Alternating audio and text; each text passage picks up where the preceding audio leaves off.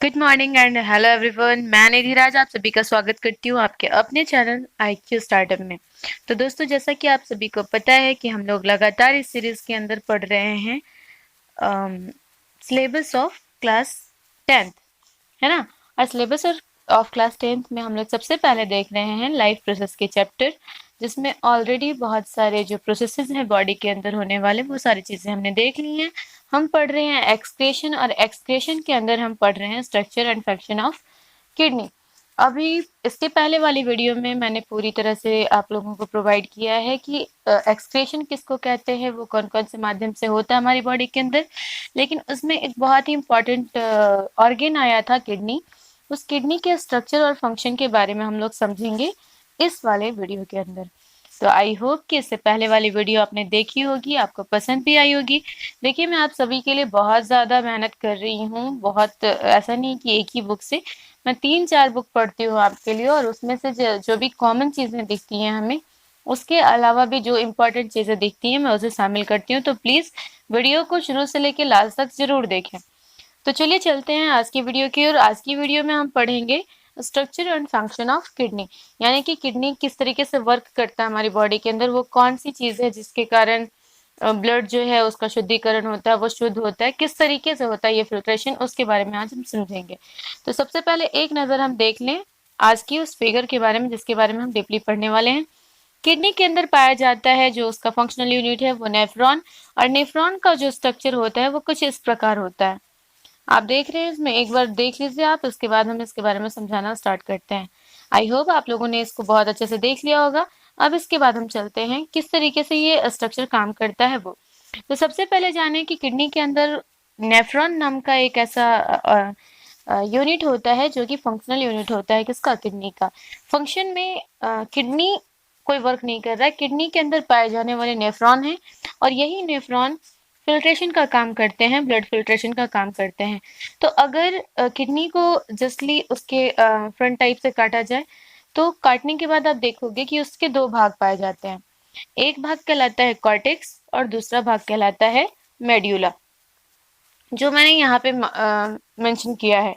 Structure के अंदर अगर हम किडनी का स्ट्रक्चर देखें तो उसके अंदर कॉर्टेक्स और मेडुला, इसके अंदर ये कॉर्टेक्स और मेडुला के बीच में नेफ्रॉन्स नाम के कुछ यूनिट्स पाए जाते हैं, जो कि long fine tubules about 30 to 35 millimetre long होते हैं, यानी कि ये लंबे होते हैं।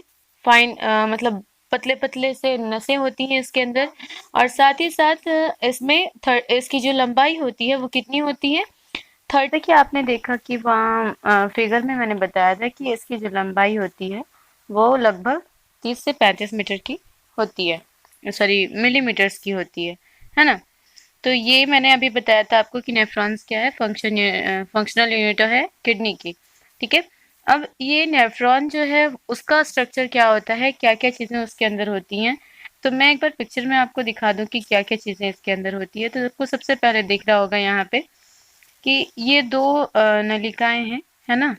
जैसे ये जो इंट्रोट्यूबुलर वेन है और यहाँ पे इंट्राट्यूबुलर आर्टरी है, तो इसको अफरेंट और इफरेंट जहाँ से चीज़ें आ रही हैं, ठीक है, जहाँ से ये मतलब ब्लड जो है इंटर कर रहा है इस ग्लोमेरुलर कैप्सूल के अंदर, यानी कि वोमन कैप्सूल के अंदर।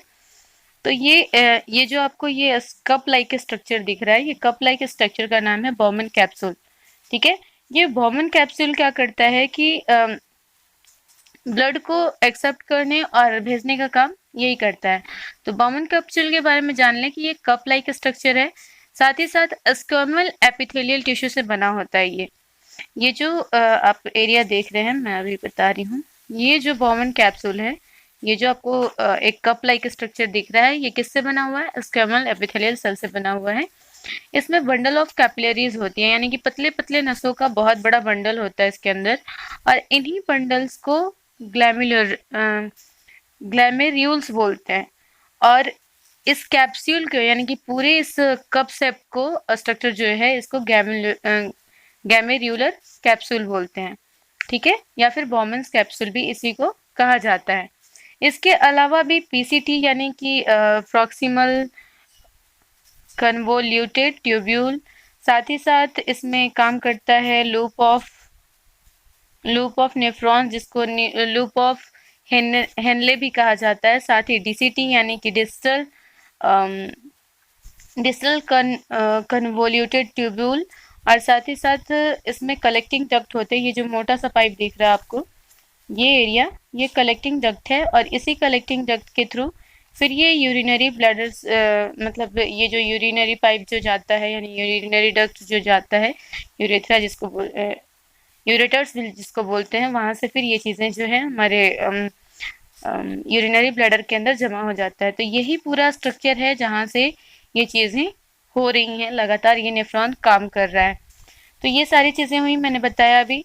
तो नेफ्रॉन के अंदर पूछा जाए कि कौन कौन सा पार्ट काम करता है, तो सबसे पहले बॉमन कैप्सूल जिसको हम ग्लैमेरुल्स कैप्सूल भी कहते हैं। ये कप शेप्ड होता है, स्क्वैमस एपिथेलियल सेल का बना होता है, जिसके अंदर बंडल ऑफ कैपिलरीज पाई जाती हैं। साथ ही साथ पीसीटी यानी कि प्रॉक्सिमल कन्वोल्यूटेड ट्यूबुल्स। उसके बाद जो आगे बढ़ेंगे तो लूप ऑफ हेनले, जिसको यहाँ पे लूप ऑफ नेफ्रॉन बताया है। इसमें दो तरह के नेफ्रॉन्स होते हैं, एक असेंडिंग और दूसरा डिसेंडिंग। तो ये जो आपको दिख रहा है, जो नीचे की ओर ट्यूब्यूल्स आ रही है, ये है ना, तो ये जो है ये क्या हो गया, नीचे की ओर आ रहा है तो डिसेंडिंग। और ये सेकंड वाला जो आप लूप देख रहे हैं जो ऊपर की ओर जा रहा है, इसको हम बोलते हैं असेंडिंग लूप। ठीक है, असेंडिंग लूप ऑफ हेनले। तो ये दो तरह के लूप्स पाए जाते हैं।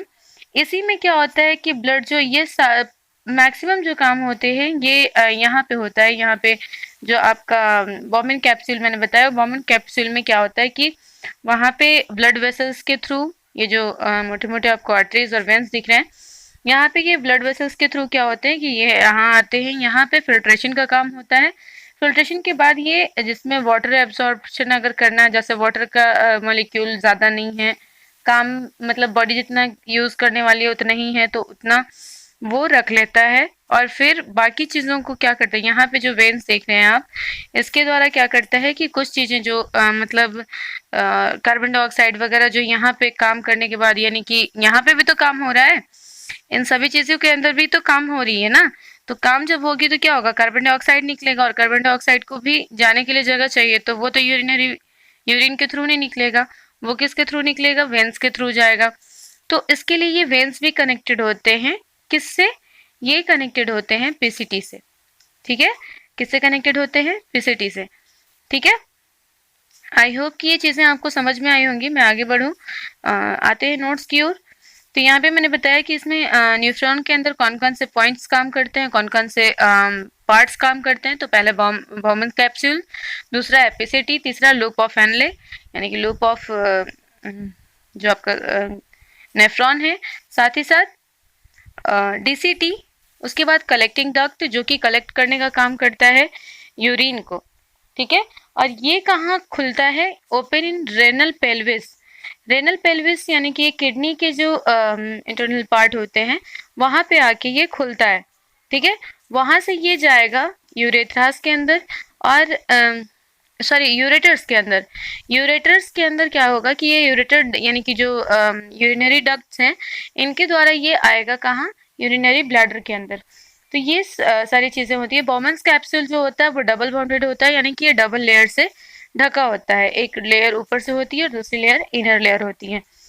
एक और बात बता दूं कि वोमेंस कैप्सूल और ग्लैम्युरुलेंस यानी कि ये कप शेप्ड को पूरा अगर बाहर से बोला जाए, है ना, ग्लैम्युलरस जो होते हैं वो अंदर की चीजें, जो कैपिलरीज हैं उसके अंदर, जो स्क्वैमस एपिथेलियल सेल की बनी हुई जो कैपिलरीज हैं, बंडल ऑफ कैपिलरीज, इसको ग्लैमेरुल्स बोलते हैं।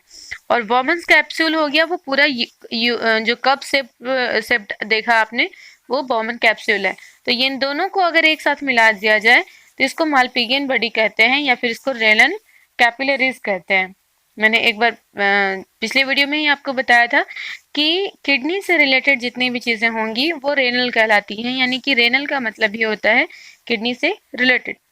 ठीक है, ये एक ह्यूमन बॉडी में बात की जाए तो ये 1 मिलियन से भी ज़्यादा नेफ्रॉन्स पाए जाते हैं। ठीक है, लगभग 1 मिलियन जो नेफ्रॉन है वो पाए जाते हैं कितने एक इंसान के अंदर। ठीक है, आगे कहता है कि blood enters from Bowman capsule by afferent arterioles और कैरिड जो करने का काम करेगा वो एफरेंट करेगा। मैंने अभी अभी आपको बताया था फिगर के थ्रू कि एफरेंट क्या करता है, वो लाने का काम करता है, इंटर करने का काम करेगा। और इफरेंट जो आपको ये वाली लाइन देख रही है आपको कितनी दूर की है, वो पूरा जाल सा बना हुआ है इफरेंट आर्ट्रियोल्स का, और ये पूरा कैरी करने का काम करता है। साथ ही साथ एफरेंट जो आर्ट्रियोल है वो ब्लड को ब्लड वेसल से लेने का काम करता है, जो इंट्रो ट्यूबुलर आर्टरी है उससे वो लेने का काम करता है, इंटर करने का काम करता है। एंट्री का काम कौन करेगा, अफरेंट, और कैरी करने का काम कौन करेगा, एफरेंट।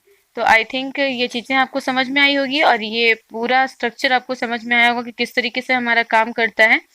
फिर से एक नॉर्मली बातें बता दूं कि जैसे ये ब्लड वेसल्स के थ्रू जितनी भी चीजें हैं यहाँ पे एंट्री की एफरेंट आर्ट्रियोल के द्वारा, एंट्री करने के बाद यहाँ पे क्या होता है कि उसका फिल्ट्रेशन होता है।